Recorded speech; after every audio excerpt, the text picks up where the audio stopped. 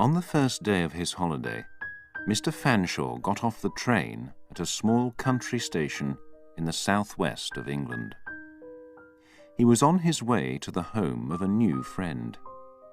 It was his first visit to the hall. A man came out of the station office. "Mr. Fanshawe?" the man asked. "Mr. Richards is sending a car for you. It will be here in 2 or 3 minutes." But it was a sunny afternoon in June, and Fanshawe had his bicycle with him. "Will you send my bags to the house in the car, please?" Fanshawe asked the man. "It's a lovely day, and it was a long, hot train journey. I think that I'll go to the hall on my bicycle." He left his bags in the station with the man from the office and got on his bicycle. "Which way is it?" he asked. "Go up this road for half a kilometre," the man answered. "Then turn left at the top. After another kilometre, turn right. That road will take you to the hall." "Thank you," said Fanshawe. It was not more than 3 kilometres to his friend's house. The sun was warm and the birds sang in the trees. Fanshawe enjoyed the journey. The house was large. It wasn't old and it wasn't new. It stood in the middle of a park of tall trees. "I'm going to like it here," Fanshawe thought. "It's a good place for a quiet holiday."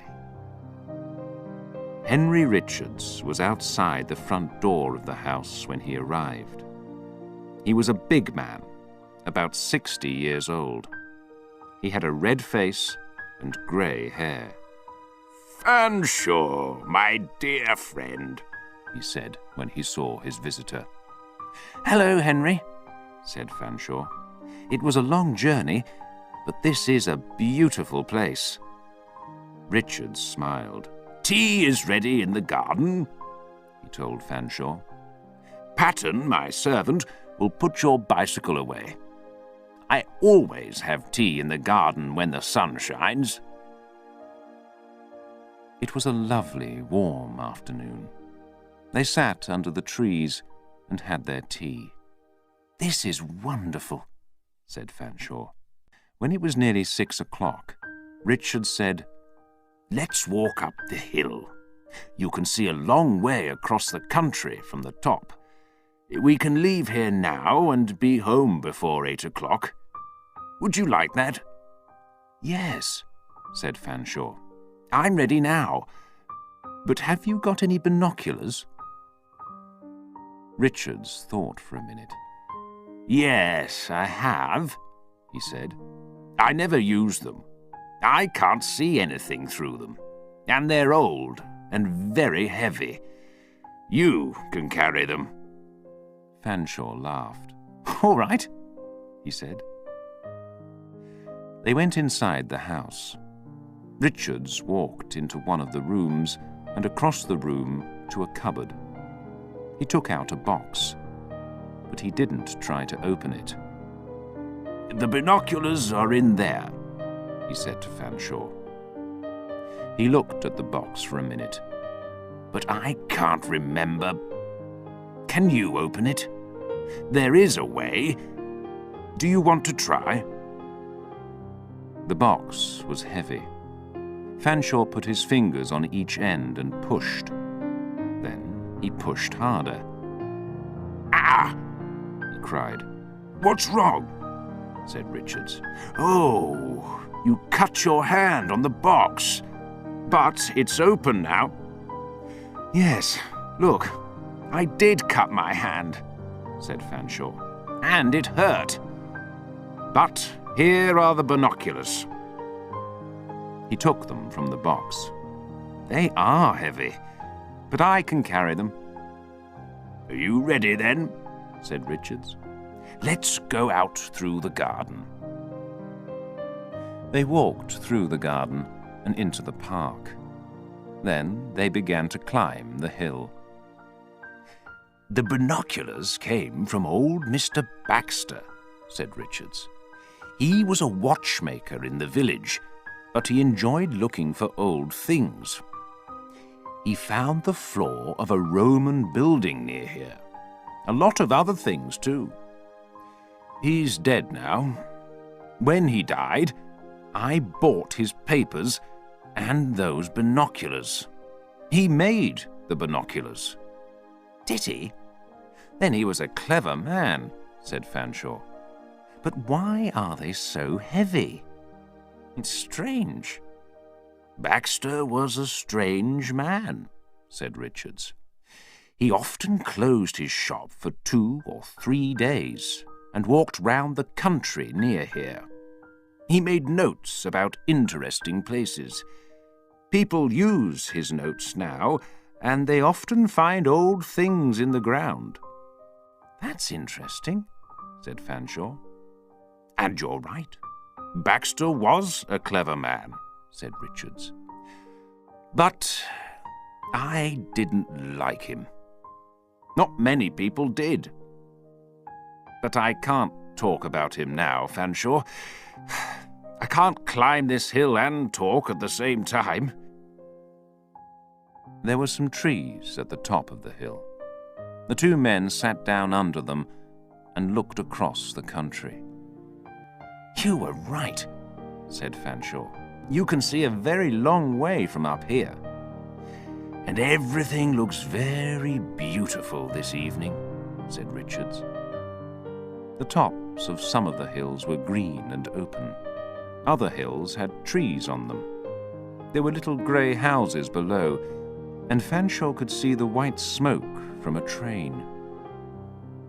The men sat quietly for some minutes. Then Richard said, "Now, use the binoculars, Fanshawe, and look over there. Can you see Full-Naked Church? Look over that wood." "Yes, yes," said Fanshawe. "I can see it. That's a fine, tall tower. I'd like to go there. How many kilometres is it from here?" "Tower?" said Richards. "I don't remember a tower. Perhaps you're looking at Oldbourne Church, but I don't call that a fine tower." "Where is it?" asked Fanshawe. "Oldbourne? It's about 14 kilometres away," said Richards. Fanshawe moved the binoculars from his eyes. "I can't see the tower without them," he said. "Now, look over there to the left," said Richards. "Use the binoculars again. Can you see that hill with the thick wood on the top of it?" Fanshawe looked through the binoculars again. "Yes, I can see it. And I think I know its name." "Do you?" asked Richards. "What is it? What do you think?" "Gallows Hill," answered Fanshawe. "You're right. How did you know that?" "It's easy. There's a gallows on it." "A gallows?" Richards said. No, there's only a wood on the top of that hill." "You're wrong," said Fanshawe. "There isn't a wood. There are no trees. It's open on the top, with the gallows in the middle. Who put that there? And I think that there's something on the gallows.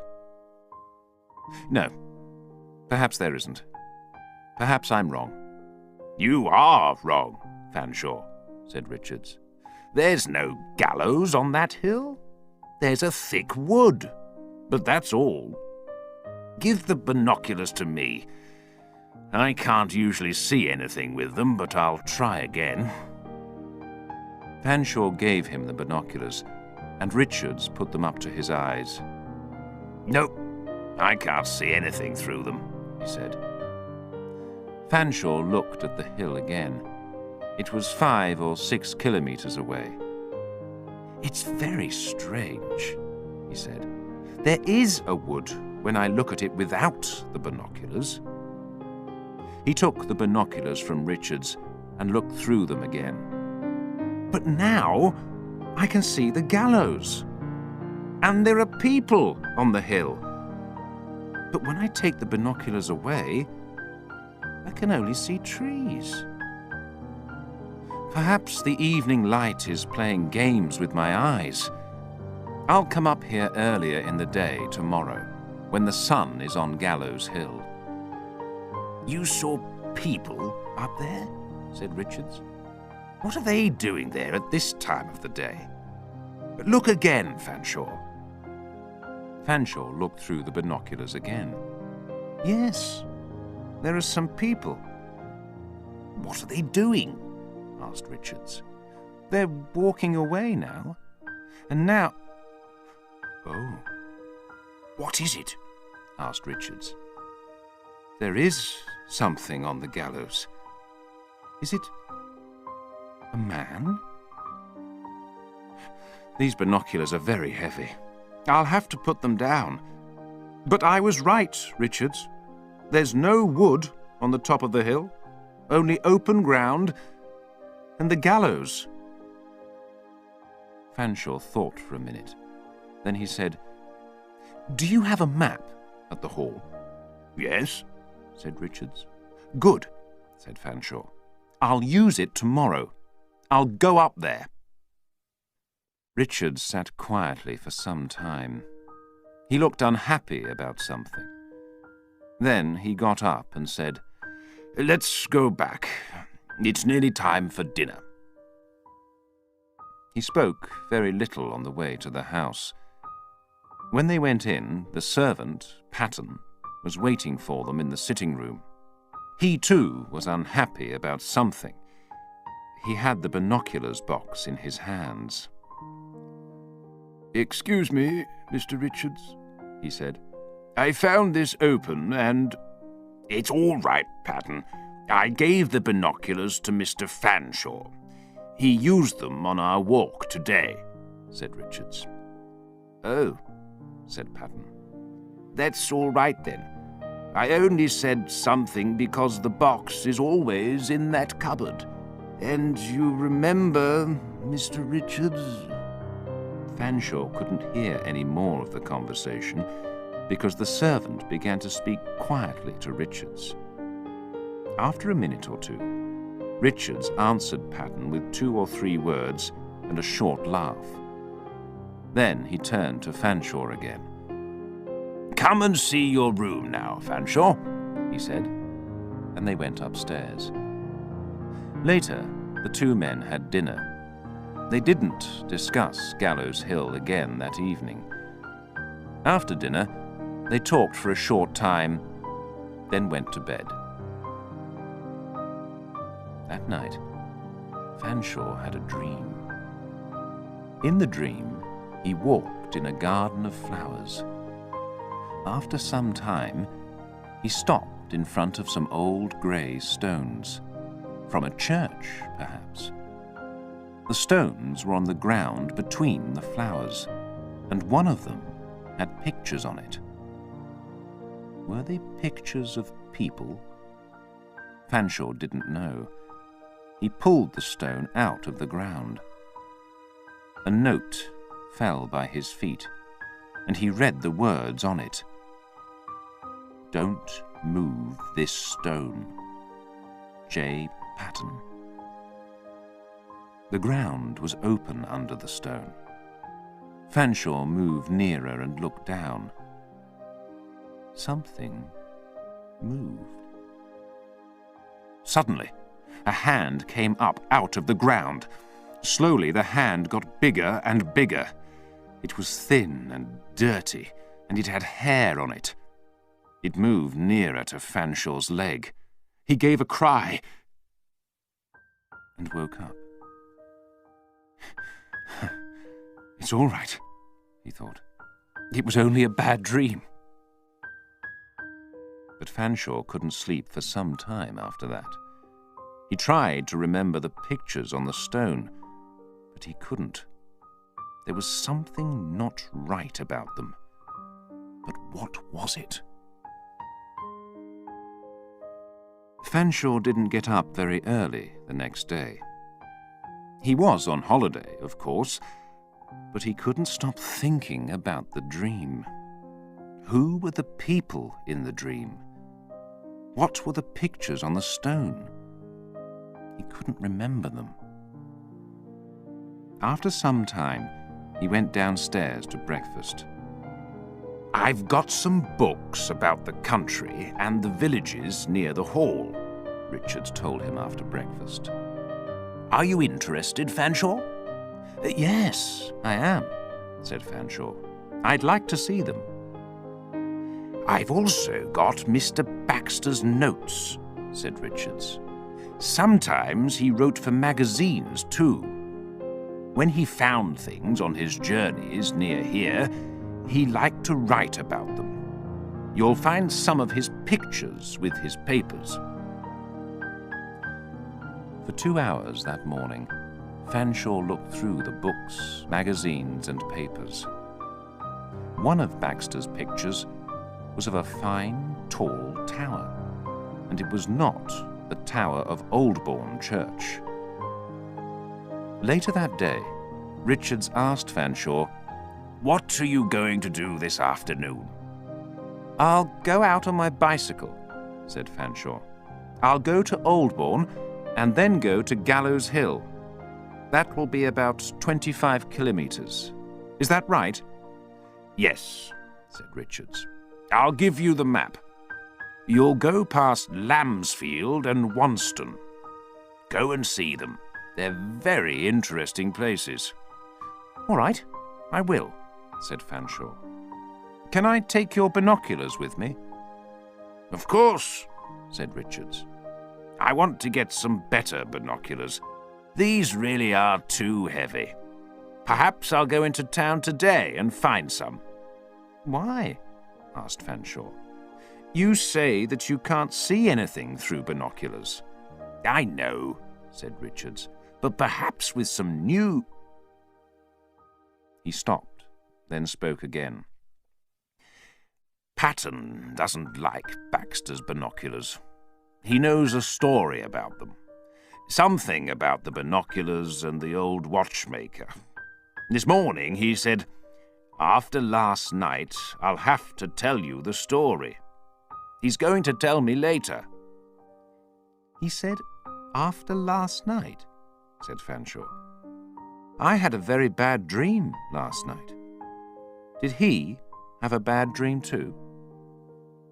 "He didn't sleep well," said Richards. "He looked very old and tired this morning." "I'd like to hear his story too," Fanshawe said. "Perhaps he can tell us when I come back." "All right, I'll ask him," said Richards. It was 9 o'clock that evening when Fanshawe arrived back at the hall. "You were a long time," Richards said. "What happened?" "I'm sorry I'm late," answered Fanshawe. "I had problems with my bicycle. I had to push it for the last 3 or 4 kilometres. It wasn't easy." Richards called to his servant. "Patton, get Mr. Fanshawe a large drink." "Yes, Mr. Richards," said Patton. Richards turned again to Fanshawe. "Have a quick bath and then come down to dinner."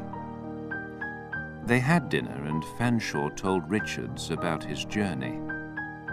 "I arrived in Lambsfield without any problems, and I went into the church there," he said. "The windows were very interesting, but I couldn't read some of the writing on them." "Did the binoculars help?" asked Richards. "No," said Fanshawe. "Not inside the church. Not inside anywhere. But I took a photograph of the window. Perhaps I can make the picture bigger and read the words later." "Where did you go then?" asked Richards. "I went to Wonston," said Fanshawe. "That was an interesting place. And after that, I went to Fulnaker and Oldbourne. It's very strange about the tower. I saw a tower through the binoculars from the top of the hill yesterday evening. Do you remember?" "Yes, I remember," said Richards. "But Oldbourne Church is very different. said Fanshawe. "And there are no buildings more than 10 metres tall in Fulnaker now. But it did have a tower. I read about it in one of your books." Really? said Richards. "Yes. And I didn't tell you about Baxter's picture of Fulnaker," said Fanshawe. Baxter's picture? said Richards. A picture from one of his notebooks? "Yes," said Fanshawe. "Yesterday, when I saw that tower from the hill, I saw the tower in his picture. But why did Baxter do a picture of something when it wasn't there?" I don't know, said Richards. "Tell me about Gallows Hill." He turned to his servant. "Patton, come and listen to this. Mr. Fanshawe saw something on Gallows Hill. I told you about it earlier today." I remember, Mr. Richards, said Patton. "And I know that—" "Yes, all right, Patton," said Richards quickly. "Your story can wait. Let's hear Mr. Fanshawe's first." He turned back to Fanshawe. "So, did you come back through Ackford and Thorfield?" "I did, and I looked inside their churches," said Fanshawe. "Did you find them interesting?" asked Richards. "Yes, they were very interesting," said Fanshawe. "Then I looked at the map and found the way up to Gallows Hill. I pushed my bicycle up to the top, and there was the wood." "Did you hear that, Patton?" Richard said to his servant. "Mr. Fanshawe saw the wood. No gallows, only the wood. I was right." "You were right, and I was wrong," said Fanshawe. "There was a wood. I can't understand it. It's a thick wood, and I pushed my bicycle in front of me to get through the trees. Then I began to have problems with the bicycle. I'll come to open ground in a minute and see the gallows, I thought. But I didn't. I walked and walked, and I'll tell you something, Henry. I didn't like the place. I really didn't like it." "Did you hear that, Patton?" Richard said again. He turned to his servant. "Mr. Fanshawe didn't like Gallows Hill." He isn't the only person, sir, said Patton. "Not many people want to go—" I know, said Richards quickly. "What happened next, Fanshawe?" "I walked through the trees and pushed my bicycle in front of me," said Fanshawe. 2 or 3 times I thought, there's somebody or something behind me. Then there was a hand on my back. He stopped. "A hand?" said Richards. His eyes opened wide. "Yes," said Fanshawe.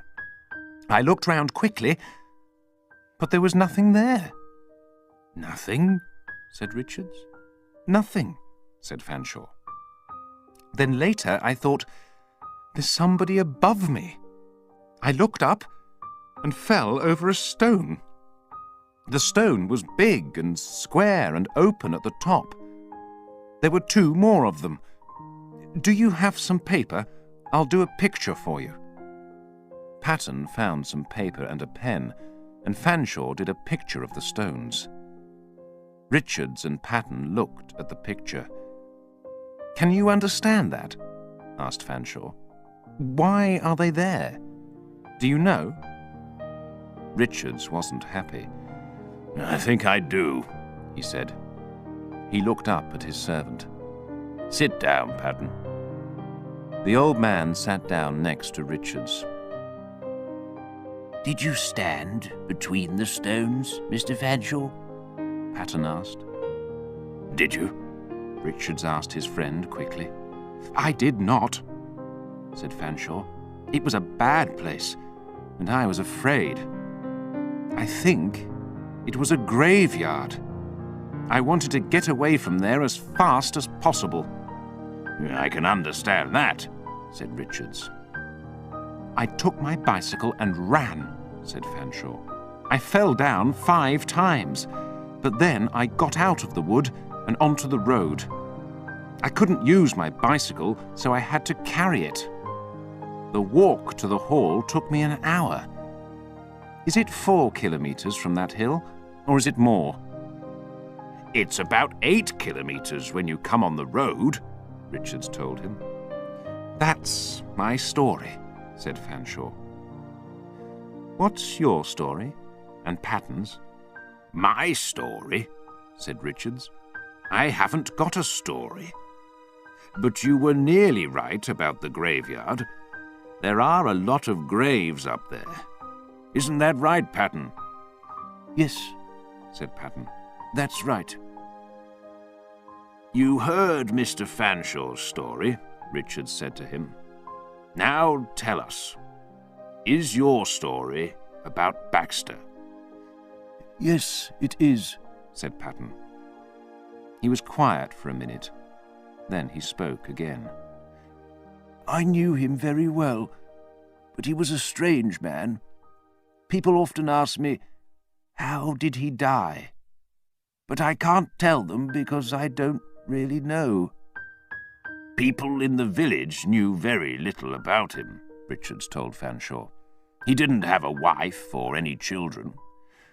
When Mr. Baxter found old things, he often showed them to me, Patton said. Some of them were from Roman times. He knew about the Romans, said Richards. I'll show you the Roman floor near here before you go home, Fanshawe. Thank you, said Fanshawe. Baxter never went to church, and people talked about that, Patton said. And what does he do at night? They asked. Where does he go? Men often saw him when they were on their way to work in the mornings. They saw his eyes open wide and afraid, and he never spoke a word to them. He always carried a bag, and he always came down the same road. He was a strange man, said Richards. After those nights, said Patton, Baxter never opened his shop the next day. A woman worked for him in the shop, but she had to stay at home on those days. He didn't want her there with him. Why not? Asked Fanshawe. I don't know, said Patton. But one day, at about 3 o'clock in the afternoon, there was a noise from inside the shop. There was a lot of smoke. It came out of the windows, and people could hear Baxter's shouts. What happened next? Asked Fanshawe. 3 or 4 men broke down the back door and ran inside, said Patton. One of them told me about it later. There was a really bad smell in the kitchen, he told me, from something in a cooking pot. There was an accident, and it went over Baxter's legs. We sat him on a chair, and one of the men went to the pot. Baxter shouted at him, but... What was in the pot? Asked Fanshawe. The man looked into it, but he could only see old bones, said Patton. Animals' bones? Men's bones? Asked Fanshawe. I don't know, answered Patton. Somebody went out and found the doctor. Dr. Lawrence? Said Richards. He's a good man. Yes, said Patton. But Baxter didn't want the doctor to go into the kitchen. Carry me upstairs before he comes, he shouted. His legs were really bad. After that day, it was nearly 2 months before Baxter left his shop again. Why didn't you tell me all this before? Said Richards. Patton looked at the floor and said nothing. Dr. Lawrence told me about his visits to Baxter, said Richards. One day, he was in Baxter's bedroom when he saw a little black mask. He put the mask on his face. He wanted a smile from Baxter, but Baxter shouted at him from the bed, "Put it down! Do you want to look through a dead man's eyes?" What do you mean? Lawrence asked him. It came from a dead man, Baxter said. A dead man, said Fanshawe. Those were his words, said Richards. What did he mean? Asked Fanshawe. I don't know, said Richards. Later, Lawrence said to me, I think Baxter made that mask from the bones of a dead man's head. He didn't really know, of course. But let's hear your story, Patton." "Yes, Mr. Richards," said Patton. "All this happened some years before Mr. Baxter died. When he was well again, he started to find a lot of old things again. But near the end of his life, he began to make those binoculars. But he couldn't finish them. He wanted something for them, and he didn't have it." "What did he want?" asked Fanshawe. "I don't know," said Patton. "I saw the binoculars one day, and I said to him, 'Mr. Baxter, why don't you finish these?' He said to me, 'When I do that, you'll hear about it, Patton.'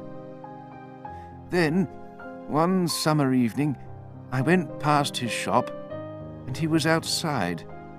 He smiled at me. 'I've finished my best work today,' he said. 'I'll go out with them tomorrow.' 'Do you mean the binoculars?' I asked. 'Can I see them, Mr. Baxter?' 'No, you can't,' he said. 'They're in bed for the night. And when I show them to you, you'll pay, Patton.'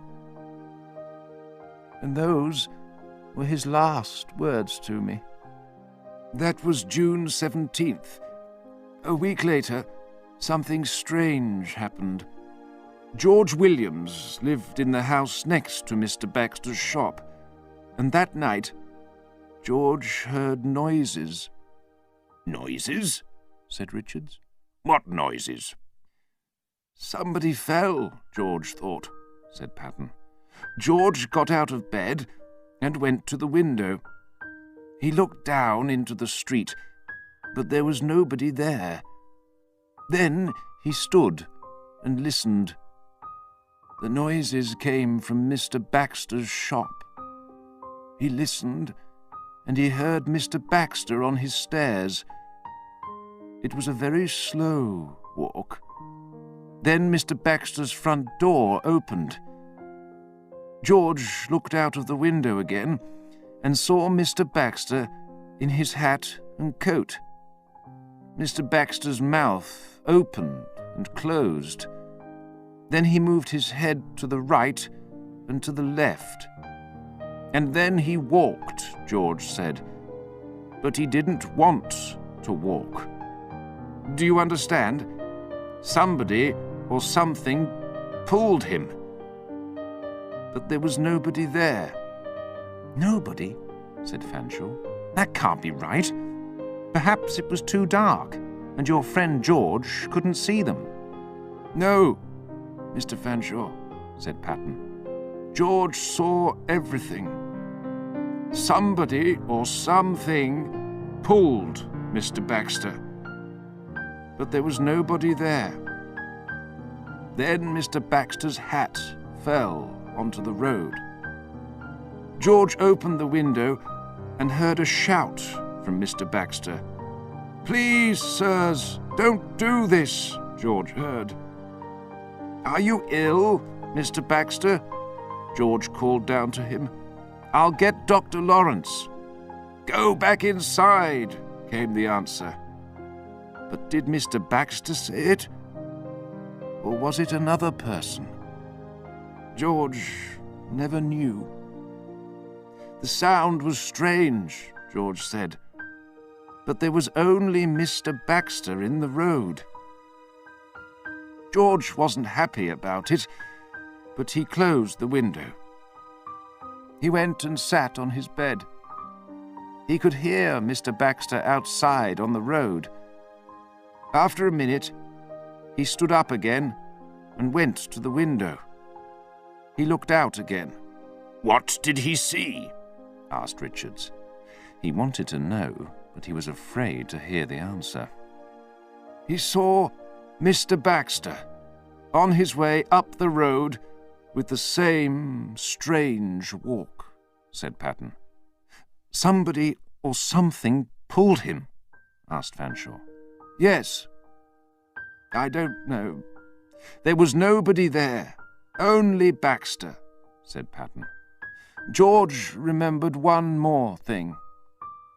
Mr. Baxter didn't stop for his hat when it fell onto the road, but later it was on his head again. Somebody, or something, put it there. And after that, nobody saw Mr. Baxter for a week or more, said Patten. Then, one evening, Will Fakes came over the hill to the village. I saw hundreds of blackbirds above Gallows Hill, he told people. I never see birds up there. So Fakes and Dr. Lawrence and 5 or 6 more men went up the hill. They found Mr. Baxter dead on the ground. He was between those 3 stones. After Patten finished his story, nobody spoke for some time. Then Patten looked at Fanshawe and said, Excuse me, Mr. Fanshawe, but did you take those binoculars out with you today? Yes, I did, said Fanshawe. And did you use them? Asked Patten. Yes, I wanted to look at something in Lambsfield Church, said Fanshawe, but I couldn't see anything through them. And now I remember, when I came back here, I left them outside on my bicycle. That's all right, said Patten. I'll get them in the morning. Perhaps you can try them again then. Yes, I'll do that, said Fanshawe. After a little more conversation, he and Richards went to bed. The next morning, before breakfast and after a good sleep, Fanshawe took the binoculars into the garden. He looked through them at the hills, but he couldn't see anything. He tried again and again, and then went inside the house. He found Patten and Richards. I can't see anything through them, he said. Did you break my binoculars? Said Richards. No, said Fanshawe. I didn't do anything, but they don't work. After breakfast, Richards took the binoculars out into the garden. I'll try, he said. He looked through them, but he couldn't see anything. They're too heavy, he said. Be careful, said Fanshawe. But before Richards could catch them, the binoculars fell from his hands to the ground. They broke, and something wet and black came from inside them, and with it came a very bad smell. Richards jumped back. Ah, he said. Now I understand. Now I know about his cooking. What do you mean? Said Fanshawe. Are you talking about Baxter? Yes, said Richards. What did he cook? Asked Fanshawe. Remember Baxter's words to the doctor, said Richards. He said, Do you want to look through dead men's eyes? Yes, I remember, said Fanshawe. What did he mean? He cooked bones in his pot, remember? Said Richards. Yes, said Fanshawe. And what did he do with the water from those cooked bones? Said Richards. Those old, dead men's bones. He put it in the binoculars. Fanshawe's mouth fell open. And when you look through the binoculars, you look through dead men's eyes. But the ghosts of those dead men were angry, said Richards. They didn't want him to take their bones from the ground. So it was the ghosts of those men, began Fanshawe. Yes, said Richards. Those men died on the gallows, and their ghosts carried Baxter away and killed him on Gallows Hill. He looked looked at the binoculars. "I don't want to see these again. We'll put them back under the ground. It's the best place for them." Yes, you're right, said Fanshawe. But what happened to them? Why couldn't I see through them today? "You took them into a church," Richard said. "I think that's important. After you visited the church, you couldn't see anything through them. After you visited the church, you couldn't look through dead men's eyes." Yes, you're right, said Fanshawe. "But Baxter had the binoculars for a week after he finished them," said Richards. "What did he see in that time? What did he see through those dead men's eyes?" I can't answer that, said Fanshawe. But do you remember his picture of full-naked church tower? "Yes," said Richards. There was a tower in the past, said Fanshawe, but it isn't there now. And it wasn't there when Baxter lived here.